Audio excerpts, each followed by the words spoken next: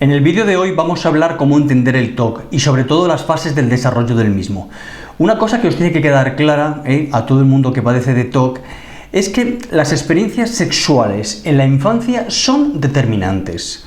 Todos, absolutamente todos los pacientes que he visto con TOC, todos tuvieron algún tipo de experiencia sexual en la infancia.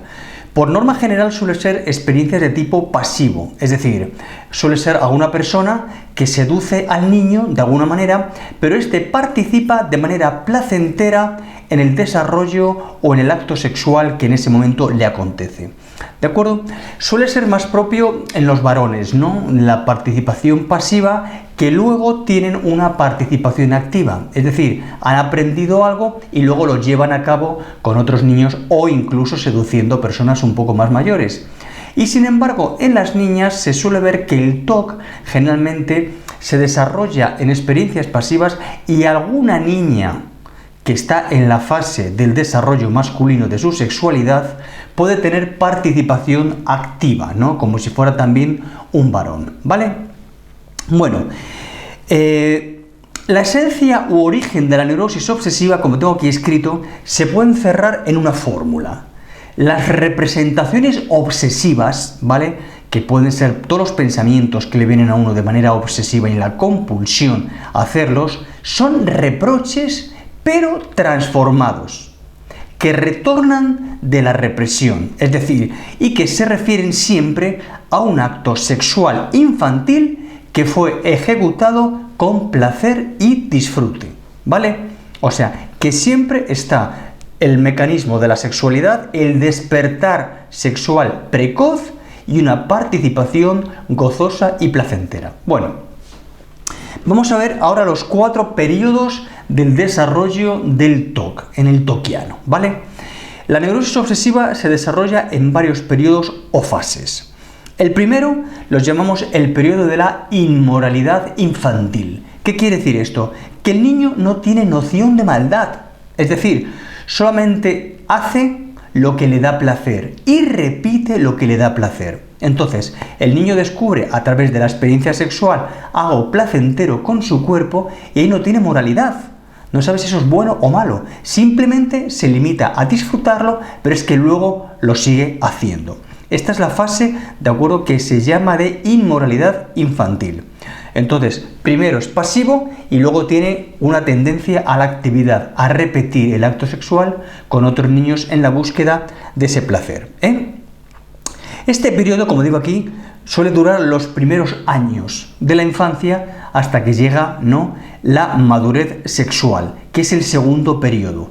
Lo que pasa que ahora ya aquí los recuerdos placenteros van asociados a un reproche y se trata de reprimir. Y aquí el niño y la niña empiezan a tener una moralidad y se dan cuenta, ¿no?, que aquellos actos que hicieron, no estaban del todo bien y empiezan a sentir vergüenza, escrúpulos, desconfianza hacia sí mismos, ¿no? Y son síntomas con los cuales comenzará lo que llamamos el tercer periodo, que es el de la salud aparente.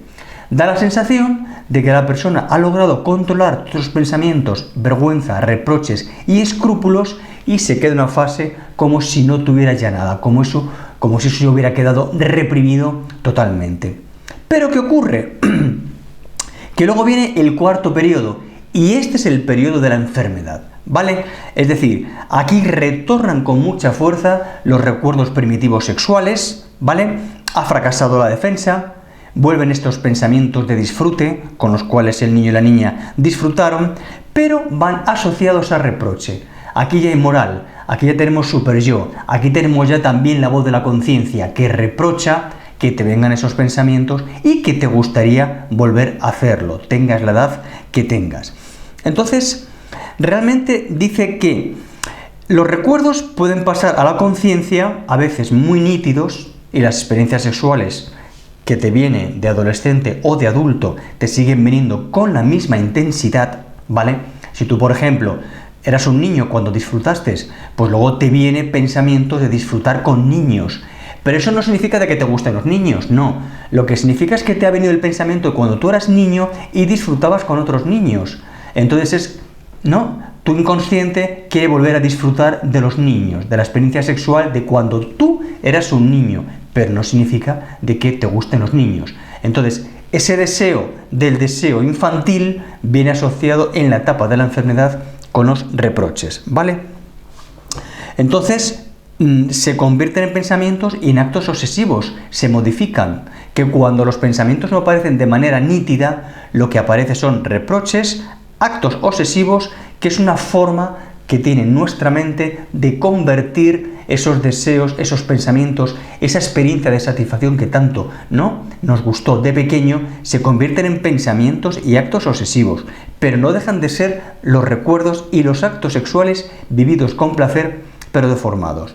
Entonces traigo aquí el caso, por ejemplo, de una chica que se lavaba mucho las manos, pero claro, ¿por qué se lavaba las manos? Porque ella había sentido mucho placer en tocar el pene cuando era pequeña a otros niños. Entonces, cada vez que ella no recordaba eso, simplemente le venía una compulsión a lavarse las manos muchas veces. ¿Eso qué quiere decir? Que en su mente le venía el pensamiento infantil del disfrute de tocar el pene a los niños con las manos y a la vez se lava las manos queriendo deshacer, no de manera autorreproche, como que eso le gustaba. Cuando ella se lava las manos es como si ya los hubiera tocado, ¿me entiendes? En ese deseo infantil, ¿eh?